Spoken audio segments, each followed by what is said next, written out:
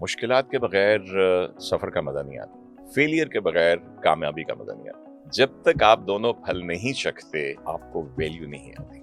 एक स्टूडेंट को किस चीज का इतना प्रेशर होता है, वैसे फैमिली की तरफ से या अपना सेल्फ लाइफ का उसको प्रेशर होता है? उनके ऊपर दोनों किस्म के प्रेशर हो सकते हैं। अगर तो पेरेंट्स ने कहा हुआ है तो वो तो बिल्कुल गलत प्रेशर है। अब दुनिया जहां जा चुकी है हम उससे बहुत पीछे हैं। हम अभी भी ये डिग्री कर लो, ये डिग्री कर लो। लोग डिग्रीज लेकर बाहर फिर रहे हैं लेकिन उनके पास जॉब अपॉर्चुनिटीज नहीं है।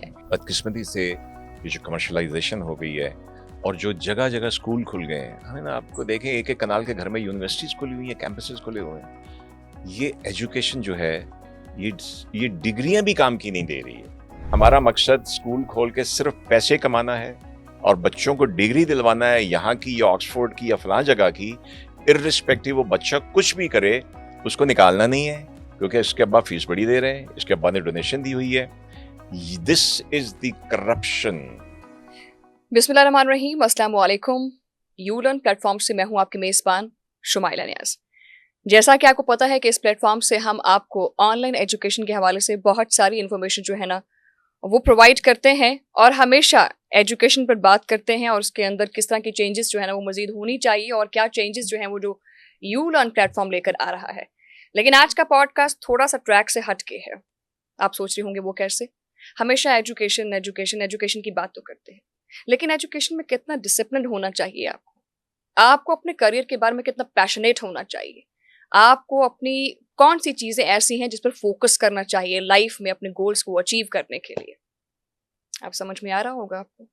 हमारे आज के मेहमान बहुत ज़्यादा इंस्पायरिंग है, बल्कि बहुत कुछ इनसे सीखने को मिलेगा लाइफ में और एजुकेशन में डिसिप्लिन को किस तरह से रखना है और अपनी लाइफ में किस तरह से अपने आप को आपने फ्लरिश करना है। मेरे आज के मेहमान हैं एयर वाइस मार्शल साजिद हबीब, रिटायर। अस्सलाम वालेकुम सर। वालेकुम अस्सलाम। क्या हाल है जनाब आपके? अल्लाह का शुक्र, आप कैसी हैं? मैं अल्लाह का शुक्र ठीक ठाक। नॉर्मली ऐसा होता है कि जब भी पॉडकास्ट शुरू करना होता है तो मैं पहले आके बैठ जाती हूँ और गेस्ट का मुझे आधा घंटा वेट करना पड़ता है। आज बस जैसे ही 2 बजे हैं तो मुझे माहा ने बोला कि जी जल्दी पहुंच गए गेस्ट। तो this is called discipline in life. सबसे पहले तो आप मुझे अपने बारे में बताएं कि आपने अपनी जर्नी का आगाज कैसे किया और किस तरह से आपने अपने गोल्स को अपनी लाइफ में सेट किया।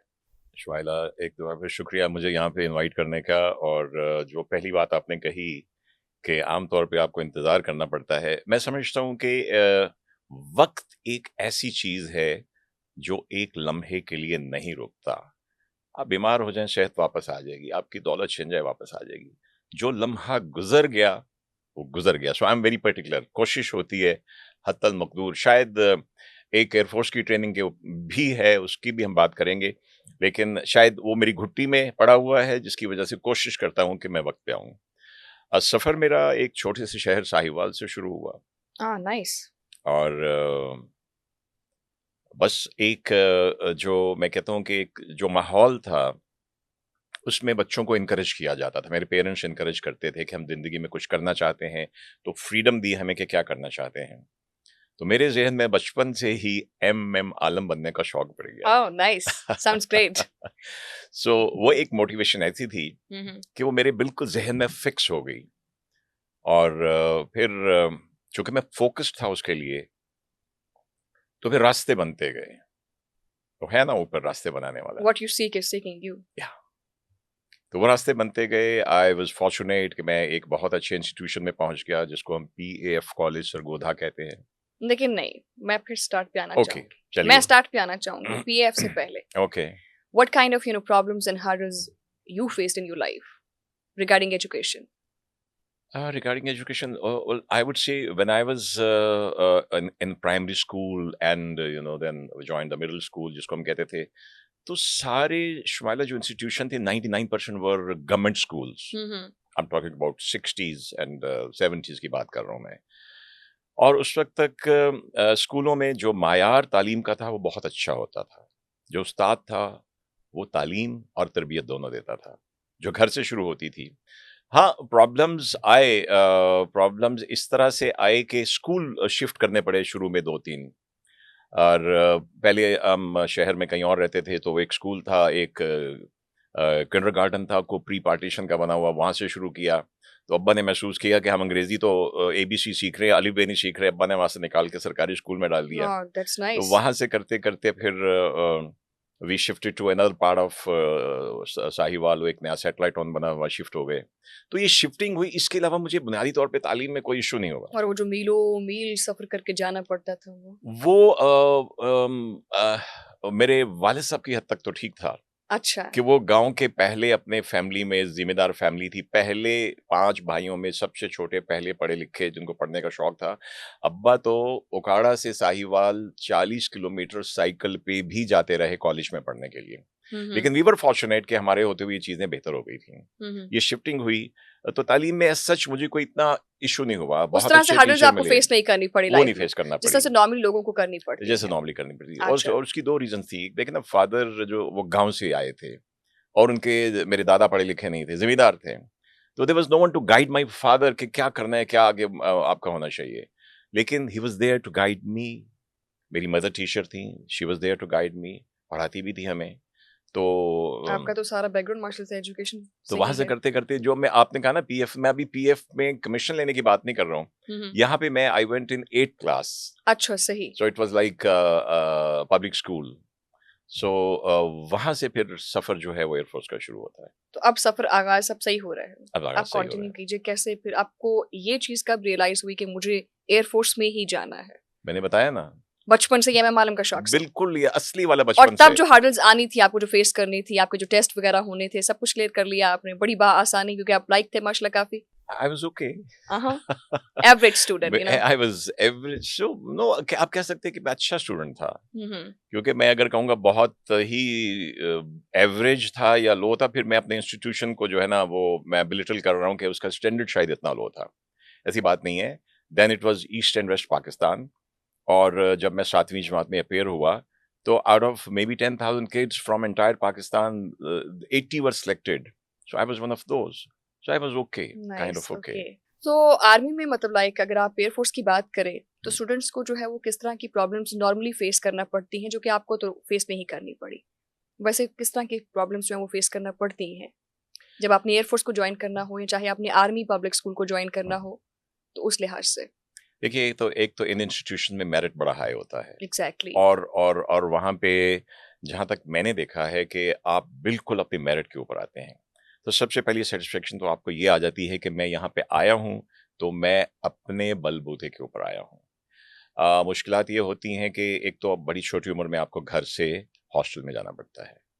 फिर वहाँ पे एक और चीज़ होती है, जब तक आप अपने शहर में, अपने मोहल्ले के स्कूल में हैं, तो आपको सारे तकरीबन जानने वाले होते हैं।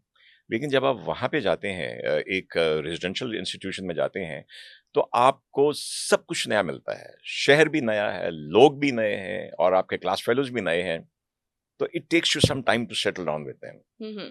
लेकिन जब आप सेटल हो जाते हैं, तो फिर आई थिंक ये जो डाइवर्सिटी है ना वहाँ की, हुँ, हुँ। It helps you grow better and better.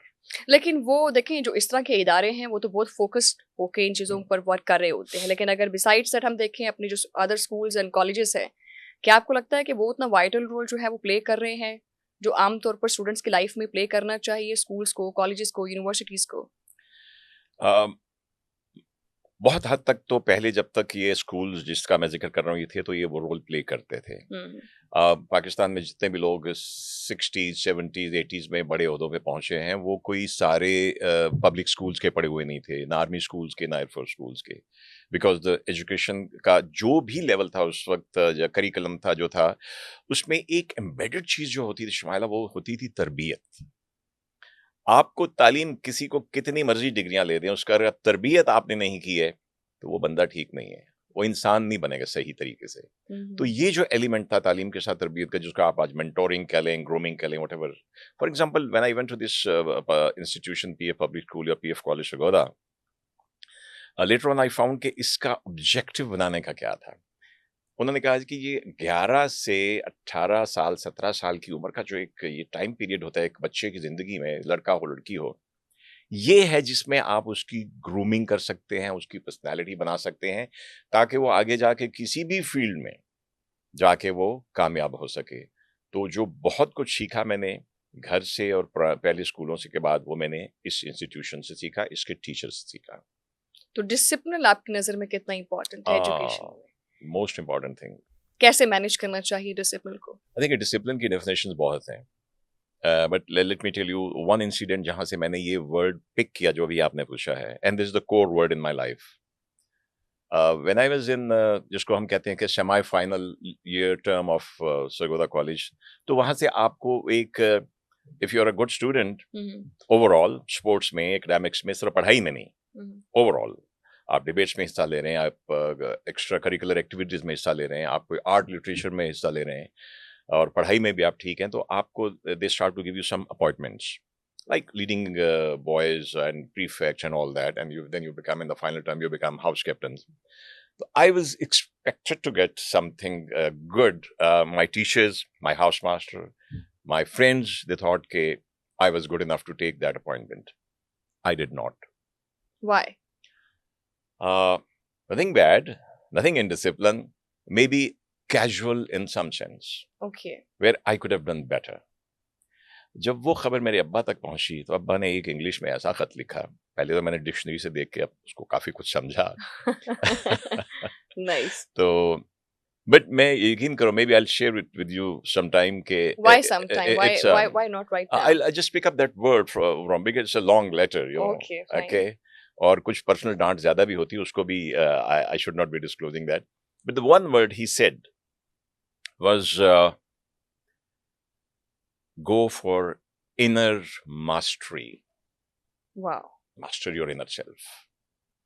And that was the day I held on to that point. ये जो inner mastery होती है, आप इसको अपने नफ्स पे काबू करना उस सेंस में कह लें, या अपने आप को डिसिप्लिन करना, inner discipline कह लें. You just need to find out yourself, you know. Yes.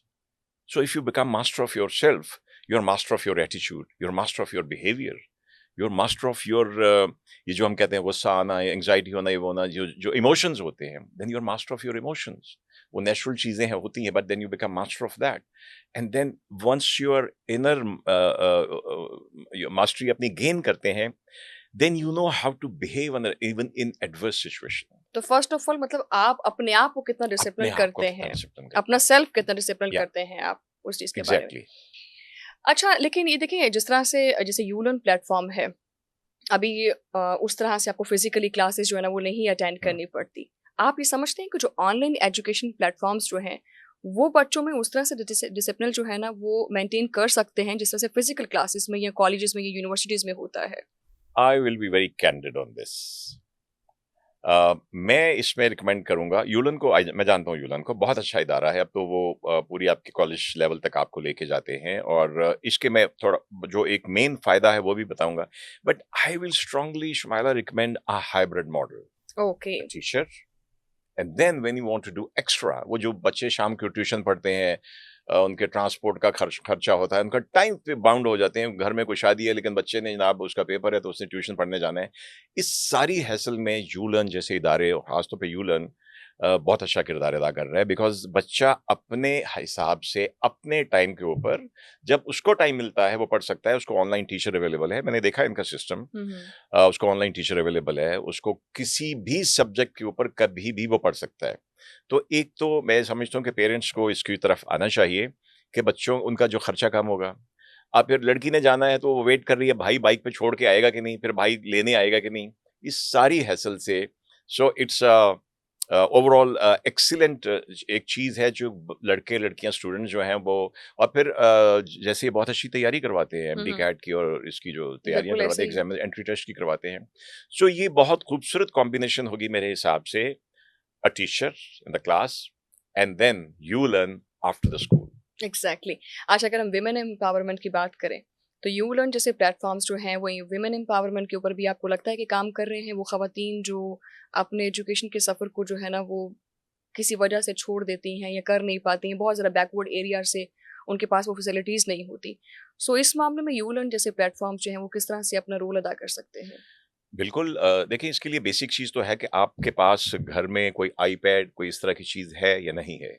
अगर ये है, जो आजकल बड़ी कॉमन है, हर किसी के पास हर किसी के पास है, तो मैं समझता हूँ कि यूलन बिल्कुल फ़ायदा दे सकता है। अब to be honest on the latest मुझे ये नहीं आइडिया कि ये कितना एक्सेस कर रहे हैं उसकी। But you have a very good point, and I will ask the Yulan people, rather advise them कि आप अपने आप को accessible बनाएं उनके लिए। आपका टारगेट जो है, क्लाइंट जो है, वो सिर्फ बड़े शहरों का, दुबई का, बांग्लादेश का, यूएई के जहाँ जहाँ पाकिस्तानी स्कूल हैं वहाँ का नहीं होना चाहिए। बट अगर आप यही चीज़ पाकिस्तान में उन खवातीन के लिए, उन लड़कियों के लिए जो गाँव में बैठी हैं, दूर दराज इलाकों में बैठी हैं, उनके लिए स्कूल आपने उनके घर पे लेके जाना है। बिल्कुल So ऐसा I है। think it's a great help and a very good point. अच्छा, साजिद साहब मुझे ये भी बताएं कि कहा जाता है कि लाइफ में, अगर ज़िंदगी में अगर आप कामयाब होना चाहते हैं, सो जो आपकी कामयाबी का जो सफ़र है वो बहुत कठिन होना चाहिए, उसमें बहुत स्ट्रगल्स होनी चाहिए, फिर जाके आप कामयाब बनते हैं। और जिस रास्ते के अंदर मुश्किलात नहीं आए, वो मंजिल भी अच्छी नहीं होती। क्या हकीकत है इसमें? क्योंकि देखें, खूबसूरत एयर बात, फोर्स में आपको बिल्कुल, बहुत एक हार्ड किस्म की ट्रेनिंग कराई जाती एग्जैक्टली। है। मुश्किलात के बगैर सफर का मजा नहीं आता। फेलियर के बगैर कामयाबी का मजा नहीं आता। जब तक आप दोनों फल नहीं चखते, आपको वैल्यू नहीं आती। और फिर एट द सेम टाइम मैं समझता हूँ कि जो लेसन आप लर्न करते हैं एडवर्सिटी से, मुश्किलात आई, आपने कैसे क्रॉस की, अगर आपको कोई एक जिसको कहते हैं नेगेटिविटी आई, उसको आपने कैसे अपनी पॉजिटिविटी से कॉन्कर किया, ये चीजें आपको स्ट्रांग बनाती हैं। और जो फेलियर से आपको लेसन आप सीखते हैं, सबक सीखते हैं, वो कामयाबी से नहीं। कामयाबी होती ना तो you start to you know आपने क्रिकेट मैच जीत लिया, आप छलांगे मारना शुरू हो जाते हैं पार्टी वार्टी की, और there you go. But when you lose, but this does not apply to Pakistan cricket team, let me tell you. Okay, okay. Don't take me wrong mister Babar. तो you learn a lot from that.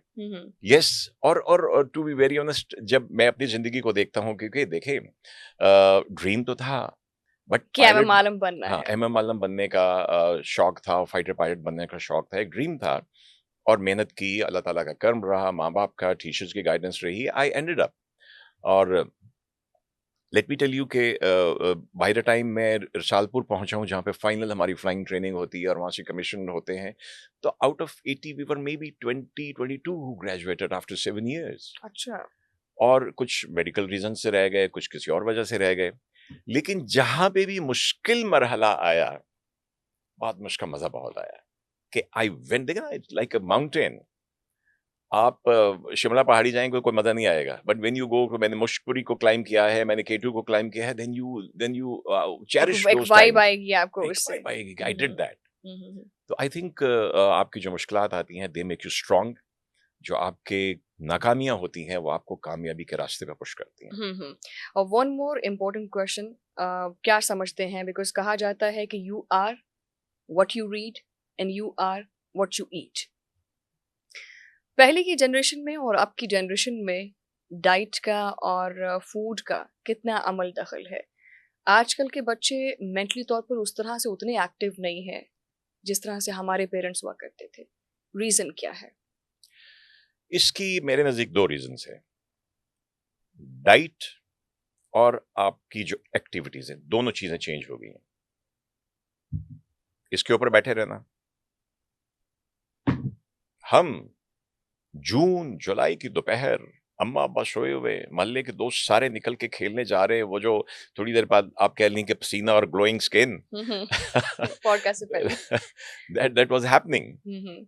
और क्या होता था कि आप जो मर्जी कर लें, विटामिन डी ले रहे थे हम, बोन्स वर स्ट्रांग, डाइट आपकी अच्छी होती थी। ज्यादातर जिसको आज हम देखें, छोटी सी मिसाल दूंगा, 30 साल 35 साल पहले, 40 साल पहले शक्कर सस्ती होती थी, कहते ये गरीब की का मीठा ऐसे है, ही है। पेंडुओं की चीज है, और जो चीनी थी वो महंगी होती थी।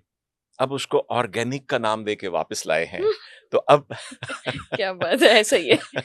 अब कैफेज में बैठ के गुड़ का टुकड़ा अब रख तो के बकायदा पूछते हैं कि पूछते शक्कर हैं, है आपके पास? शक्कर, हाँ हाँ शक्कर जी। है, गुड़ है। तो अब वो एक स्टेटस सिंबल बन गया है कि हम, अब भाई अल्लाह की बनाई हुई चीज से मुझे बताइए कि अल्लाह ताला ने गाय भैंस का जो दूध बनाया है, नेस्ले उससे अच्छा कैसे हो सकता है? अल्लाह ताला ने जो चीज उगाई है, हाँ, इतदाल है, दैट ऑलवेज स्टेज। आप हर चीज को बैलेंस करके खाएं। तो एक तो ये चीज चेंज होगी कि डाइट चेंज होगी।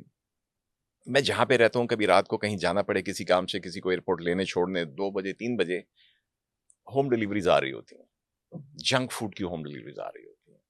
हाँ, this is not the way. ये खाना नहीं है और ये खाने का टाइम नहीं है। एक ये चीज होगी। दूसरी जो बाहर की एक्टिविटीज हैं, आउटडोर एक्टिविटीज बहुत जरूरी हैं, जो बच्चों को करनी चाहिए। अगर वो खेल रहे हैं धूप में मट्टी में, खेलने दें उनको। नहीं है तो उनको घर से बाहर निकालें, बिकॉज स्टेइंग इनसाइड, ये दोनों चीजों ने आपकी आज के बच्चों की सेहत को खराब कर दिया। मैं खुद देख रहा हूँ कि मेरे बचपन में क्लास में एक बच्चे को मैंने देखा था पूरे स्कूल में जिसको ऐनक लगी होती थी। अब आप क्या देखती हैं? और अब तो हर 10 में बच्चे से को 8 बच्चों को ऐसा ही है। ग्लासेस लगे हुए हैं। क्यों लगे हुए हैं? इसकी वजह से जरा सी बात पे बच्चों को फ्रैक्चर हो जाता है, कुछ हो जाता है।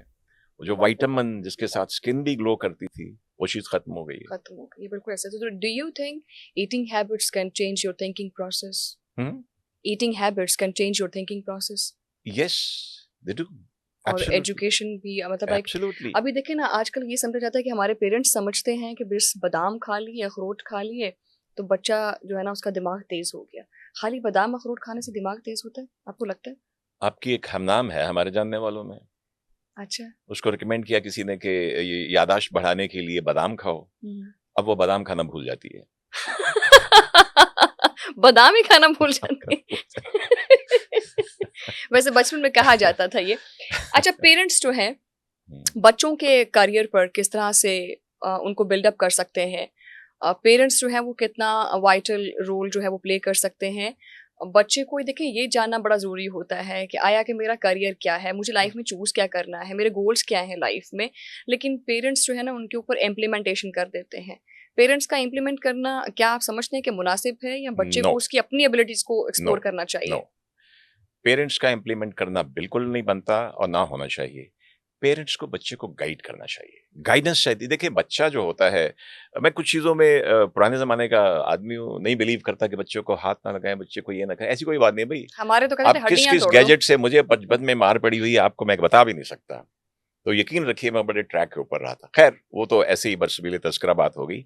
अब बच्चों को गाइड करना ज़रूरी है। एक जो बच्चा होता है वो अनगाइडेड मिसाइल होता है। आपने उसको गाइडेंस देनी है। उसके बाद देखें कि उसका टेम्परामेंट क्या है। अगर है तो उसको उस तरफ जाने के लिए आप गाइड करें। मैं आपको एक छोटी सी मिसाल देता हूँ। नहीं, पहले मुझे अनगाइडेड मिसाइल बताएं, मुझे बड़ा अच्छा लगा बस। वो कहाँ जाके लगेगा फिर अनगाइडेड मिसाइल जो है? जिस मिसाइल को गाइड करेंगे वो कहाँ जाएगा? आपने कभी आपने कभी देखा शिमरात में जो शुरलियां छोड़ी जाती हैं वो अनगाइडेड मिसाइल होती हैं। वो कहीं पे भी जाके लग सकती है। और अगर मिसाइल गाइडेड होगा तो वो निशाने पे जाके निशाने लगेगा। पे लगेगा। ये इसीलिए मैं मिसाल दोबारा सुनना चाह रही थी। कंटिन्यू कीजिए, आप कुछ कह रहे थे। हाँ, किस पे बात कर रहे थे हम? यही कि बच्चों को उनके करियर हाँ, के बारे ओके। में। मैं आपको मिसाल देने लगा था कि मेरी छोटी बेटी she always wanted to become, उसने कहा जी पापा मैंने बीडीएस करना है क्योंकि मैंने एमबीबीएस डॉक्टर नहीं बनना। उसकी कभी भी इमरजेंसी होती है, ड्यूटी है, तो बीडीएस करूंगी, अपना क्लिनिक, ये जॉब है, 9 से 2 बजे तक किया, घर आ गई। अच्छा, जब उसने अप्लाई किया, जैसे आप जानते हैं ये जो एंट्री टेस्ट होते हैं आजकल बच्चों को 4-4 5-5 मेडिकल कॉलेजेस के टेस्ट देना पड़ते हैं। तो उसका जिस कॉलेज के लिए इंटरेस्ट था उसने अप्लाई किया, 1-2 और जगह और भी दिया। और जब रिजल्ट आया तो उसको जहाँ पे जाना चाहती थी वहाँ पे 25 सीट्स थी लड़कियों की, तो she was on the 27th list में जो उसका नंबर था। रोने लग गई।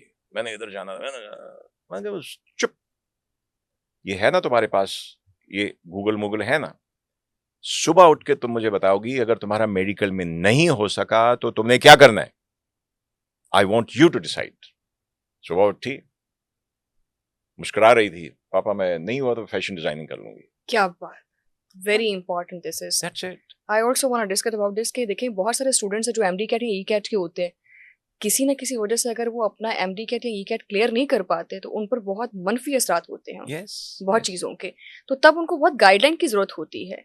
इवन बहुत लोग तो सीरियसली सुसाइड अटेम्प्ट करने की तरफ चले जाते हैं। इतना ज़्यादा प्रेशर एक स्टूडेंट को किस चीज़ का इतना प्रेशर होता है वैसे, फैमिली की तरफ से या अपना सेल्फ लाइफ का उसको प्रेशर होता है? उनके ऊपर दोनों किस्म के प्रेशर हो सकते हैं। अगर तो पेरेंट्स ने कहा हुआ है तो वो तो बिल्कुल गलत प्रेशर है। कई स्टूडेंट भी प्रेशर ले लेते हैं कि मैंने बस यही करना है। शुमाइला, मैं आई वाज फॉर्चुनेट कि मैंने एयरफोर्स से रिलीज के बाद I served my own institution as principal. तो मैं बच्चों को हमेशा अपनी एग्जांपल देता था कि look, I came to this college, we were 80, we all wanted to become fighter pilots, लेकिन हम में से 20-22 बने। लेकिन इस कॉलेज की जो ट्रेनिंग थी, जो ग्रूमिंग थी, मैंने कहा वो मेरे साथ जो बाकी मेरे हाउस में 13 लड़के में थे, एक मैं बना 12 जो हैं, वो मुझसे अच्छा, अगर आप फाइनेंशियली बात कर रहे हैं बेहतर थे या आपसे। कैरियर की बात कर रहे हैं, मुझसे अच्छा कर रहे हैं। हम्म। तो पहली बात तो ये कि मैं इन बच्चों को कहता था, बच्चों आप okay, you have a mind to become a pilot, but keep your second option in mind, keep your third option in mind.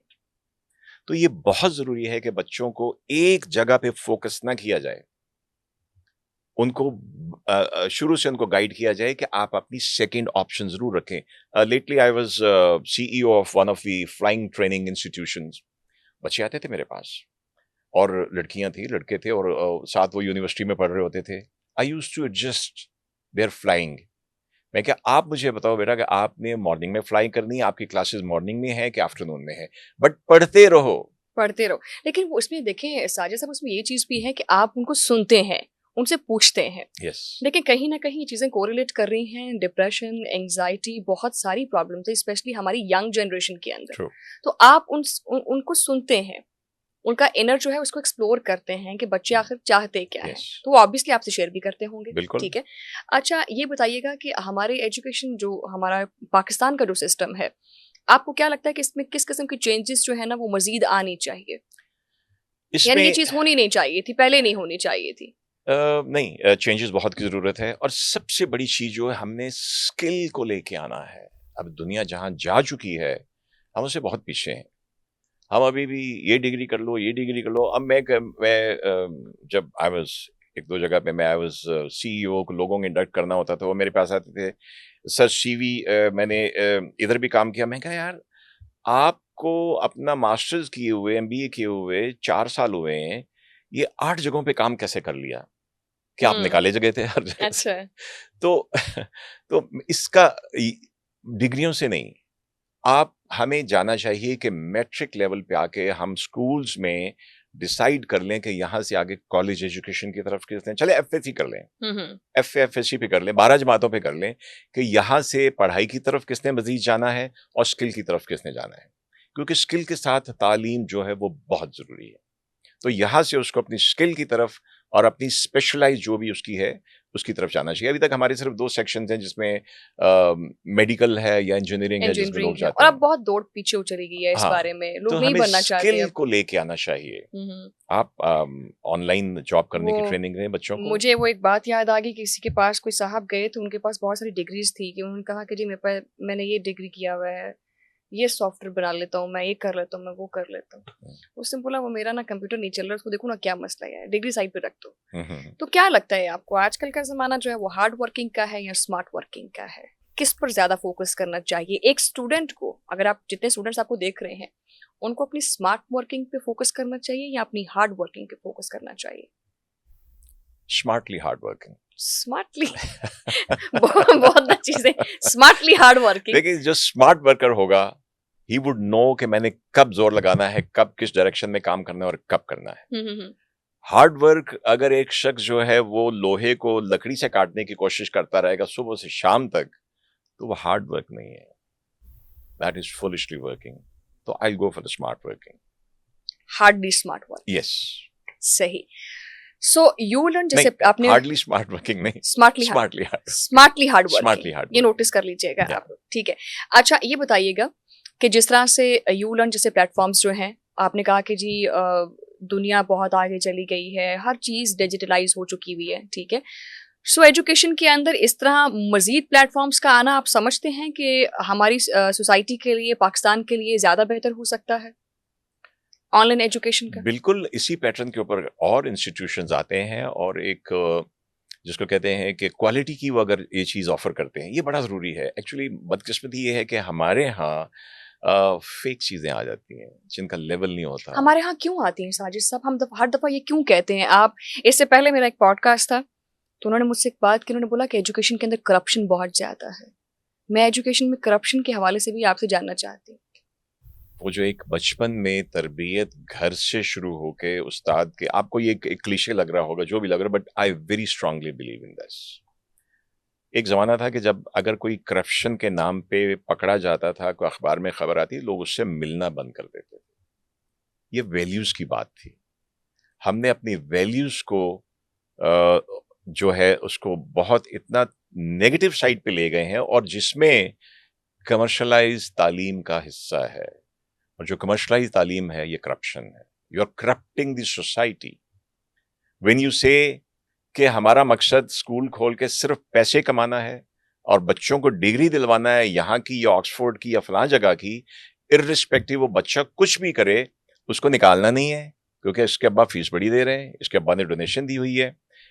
This is the corruption which is corrupting the society. ये सिर्फ पैसा लेने वाली corruption नहीं है कि जो किसी जगह खड़े हुए किसी अहलकार ने पैसा ले लिया। किस हद तक समझते हैं आपकी पेनिट्रेट कर चुकी हुई है करप्शन बहुत हद पाकिस्तान के एजुकेशनल सिस्टम में? बहुत हद तक। मुझे कोई प्राइवेट इंस्टीट्यूशन बता दीजिए जो कमर्शियली बड़ी हाई फीस लेते हैं, उन्होंने डिसिप्लिन के ऊपर किसी को निकाला हो। So how we can rid of this? We have to. अब मैं देखें, अगर हम हर चीज को सरकार के ऊपर छोड़ दें, तो क्यों नहीं छोड़ते सरकार के ऊपर? अगर मुझे बताइए कि हर चीज का कानून बना हुआ है, और कानून फॉलो कौन करता है? लोग। इसलिए जब कोई कहता है ना कि पाकिस्तान ये पाकिस्तान वो, मैं कहता नहीं, पाकिस्तान नहीं, Pakistani. There's nothing wrong with my country। हमारे आपके मुल्क पाकिस्तान से अच्छा मुल्क कोई नहीं है। हम ठीक नहीं है। As a nation we are morally corrupt। As a nation we are morally corrupt। और हमें उसको आप देखें ना, अगर पेरेंट्स और टीचर अपना काम सही करें तो इंस्टीट्यूशन जो आगे की जनरेशन वो अच्छी हो सकती है। मुझे कई दफ़ा लोग बुलाते हैं, तो मैं कहता हूँ खबरदार अगर मुझे मोटिवेशनल स्पीकर कहा। मैं मंजन चूरा नहीं बेचता, ठीक है। मैं अपने आप तो I feel better calling myself a teacher, and this a fact. Well let me tell you कि मेरा जो अभी बात हो रही थी, बचपन से मेरा पैशन था to become a fighter pilot. लेकिन जब मैं अपने ही इंस्टीट्यूशन में एज प्रिंसिपल गया हूँ, हम फ्लाइंग में भी इंस्ट्रक्शन पढ़ाते थे। When I was a flying instructor we used to teach flying how to. उसके बाद भी और भी फ्लाइंग के रिलेटेड सब्जेक्ट पढ़ाते थे। लेकिन जब मैं पीएफ कॉलेज में एज प्रिंसिपल गया हूँ सर्व करने एज अ टीचर, मुझे इतना लुत्फ आया कि within 3 months we had our grand reunion, जहाँ पे दुनिया भर से सरगोदियंस आते थे। एंड आई सेड कि मैं ईमानदारी से कह रहा हूँ कि मैं हमेशा कहता था कि कोई और पूछता कि आप पायलट ना बनते तो क्या बनते, मेरे पास कोई आंसर नहीं था, क्योंकि बनता चला गया था। I said I would love to be a teacher again, क्योंकि मुझे बच्चों से इंटरेक्ट करने का मजा आया। I am a very good listener, और उसके लिए आपको बच्चे को बताने के लिए लिसनर होना पड़ता है पहले। तो मैंने कोई बुलाता है यूनिवर्सिटी में, कहता हूँ भाई तकरीर शकरीर मुझे किसी टॉपिक बता दो, मैं बोल लूंगा कुछ ना कुछ। आई नो मैंने क्या बोलना है। ये 10 मिनट का होगा, उसके बाद मुझे 45 मिनट चाहिए। I want to interact with the students. ये क्या सोचते हैं, ये क्या बात करते हैं, उस आई लव दैट। तो यही काम हमें करना होगा। अब this is a very tricky question that you ask, who is going to implement. अब गवर्नमेंट के क्या इंस्पेक्टर जाएंगे चेक करने कि टीचर सही तरीके से उनकी ग्रूमिंग कर रहे हैं कि नहीं। This change has to come.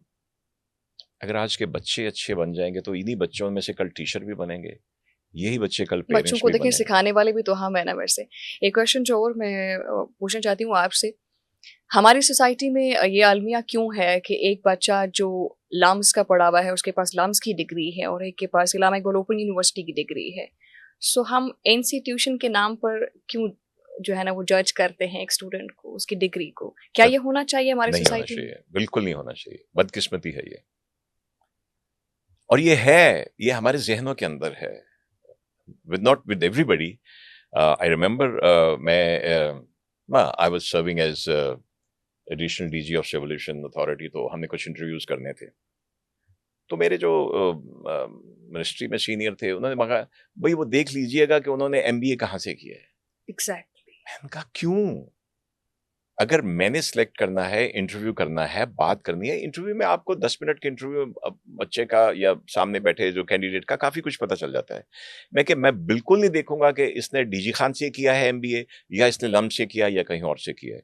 But you have a point, this is happening, और this is not necessarily helping this. अब पाकिस्तान बनने से लेके कम से कम 10 साल पहले तक या आज भी कोई सारे बड़े-बड़े इंस्टीट्यूशंस के पड़े हुए नहीं हैं। ऐसा ही है, बिल्कुल ऐसा ही है। देखिए अभी साजिद साहब ये चीज़ भी बड़ी तेज़ी से ग्रो कर रही है हमारी सोसाइटी में कि स्टूडेंट्स बहुत तेज़ी से आउट ऑफ कंट्री प्लान करते हैं कि they want to build their career, Pakistan में नहीं रहना चाहते, बाहर सर्व करना चाहते हैं। सो अगर ऐसे ही चलता रहा तो आप पाकिस्तान को 10 साल बाद कहाँ देखेंगे? अगर लम्स का हर बच्चा बाहर जाना चाहता हो तो I will be very happy कि डीजी खान वाले एमबीए वाले को जॉब मिल जाएगा यहाँ पे। ये तो लेट्स अच्छा थिंक है। पॉजिटिव। वो लम्स वाले चले जाएं फिर। नहीं, वो देख, I am not saying LUMS, I mean आप चूंकि हम रेफरेंस के तौर पे यूज कर रहे हैं कि ये बड़े इंस्टीट्यूशन है, ये छोटे इंस्टीट्यूशन हैं। देखें, हुसूल इल्म के लिए या जॉब के लिए बाहर जाना कोई बुरी बात नहीं है, लेकिन ये जो हो रहा है इसमें लास्ट 10 इयर्स कर लें, लास्ट 12 इयर्स कर लें, 15 इयर्स कर लें, बदकिस्मती से जो अपने ही मुल्क के में बैठ के लोग अपने ही मुल्क को बुरा भला कह रहे हैं, ये उनकी वजह से हो रहा है। पाकिस्तान में क्या रखा है? अबे जाइए, हो सकता है ट्रंप अगले जहाज से आपको वापस भेज दे, वो इंडिया भी वापस भेज रहे हैं। भेज देना वो। आपके पास मैं बच्चों से बात कर रहा था, मैं क्या आपके पास पाकिस्तान जैसी आजादी है कहीं पे? मैं बच्चे बैठे थे, मैं कहा जिधर से मर्जी तुम ग्रीन बेल्ट क्रॉस कर लो, मोटर बाइक कहीं से कहीं उठा के ले जाओ, आप 4 बच्चे बैठा लो, हेलमेट ना पहनो, रात को बगैर कितनी बत्ती के चला लो, exactly? ये आजादी है कहीं पे? तो भाई बिल्कुल पाकिस्तान को क्यों बुरा भला कहते हो? आपका कसूर है। जब मर्जी सिग्नल तोड़ दो जब आगे से। मर्जी सिग्नल अगर तोड़ दो। यू लर्न बहुत, वो यू लर्न कह रही हूँ, यू टर्न बहुत यू लर्न देखिए, हो सकता है आपके यू लर्न, मैंने यू टर्न कहना था, यू लर्न आ गया। यकीन कीजिए साजिद साहब के अगर यू एनीवेज कोई बात नहीं, देखिए होता है ये कभी डिवाइन इंटरफेरेंस है, अगर ये- आप यू लर्न कर रही कभी। ये जो यू टर्न जो है ना, ओके, अगर आपको यू टर्न देना है उसमें इतना पेट्रोल खर्च नहीं होगा जितना वहां पर खड़े खड़े खर्च करते हैं। Exactly. ये माइंड सेट है। शुआइला मैं जहां रहता हूँ वहां से अब वो मोटरसाइकिल वाले ने उल्टी साइड से जाना है, पुलिस वाला खड़ा हुआ है, वो 20 मिनट खड़ा रहेगा उल्टी साइड पे जाने के लिए कि ये कहीं निकले, ये 3 मिनट का यू टर्न लेके नहीं आएगा। यू लर्न वाला नहीं, यू टर्न की मैं बात कर रहा हूँ, I am very clear about it.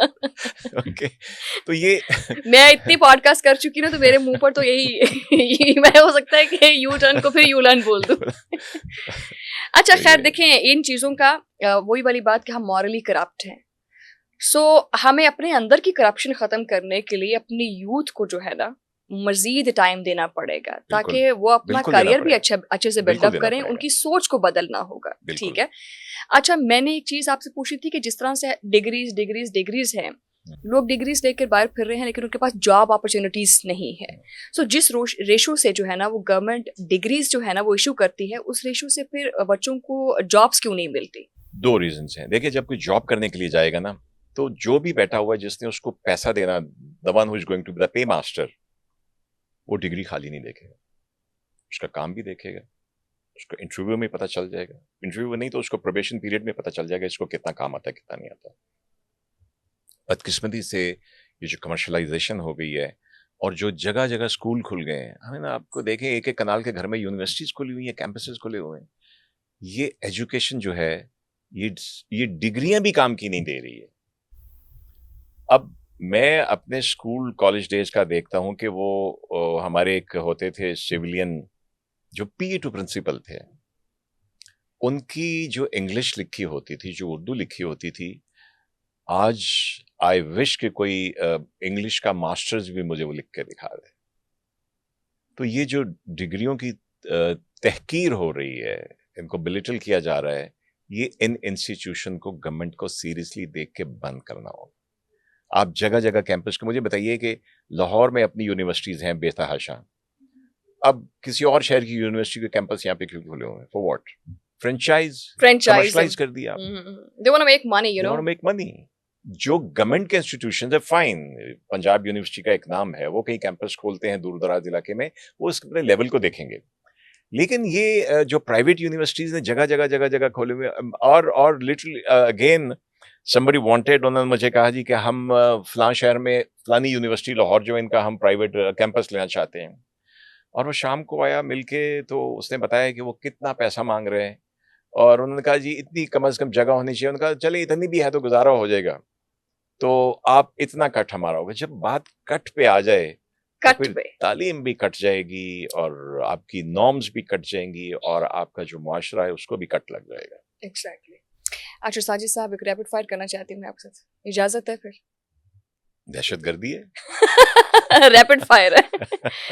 अच्छा, पहला जो है वो मैं पूछना चाहती हूँ आपसे, one book that change your life.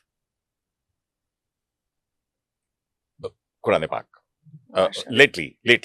Lately okay, and second is your biggest role model. My father, honestly. Nice.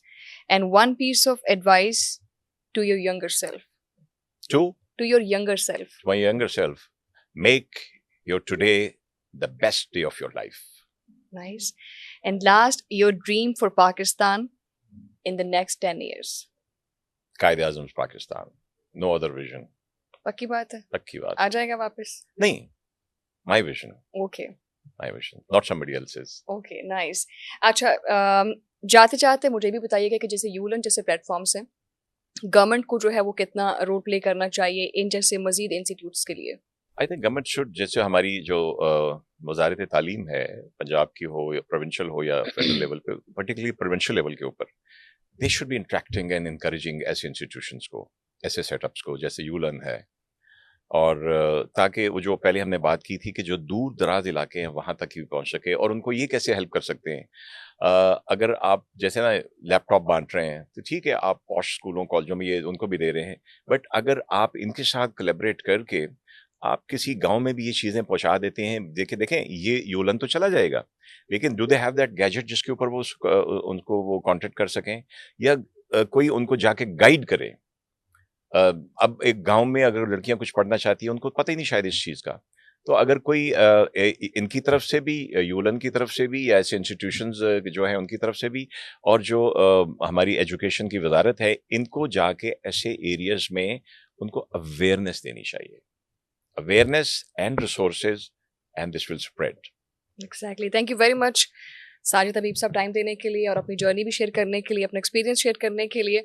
और नाज़रीन, इसी के साथ ही जो है ना पॉडकास्ट का टाइम जो है वो ख़त्म होता है, लेकिन आप यू लर्न जैसे प्लेटफॉर्म से मज़ीद बहुत कुछ सीख सकते हैं। अब दुनिया में कोई भी चीज़ जो है वो मुश्किल नहीं रही।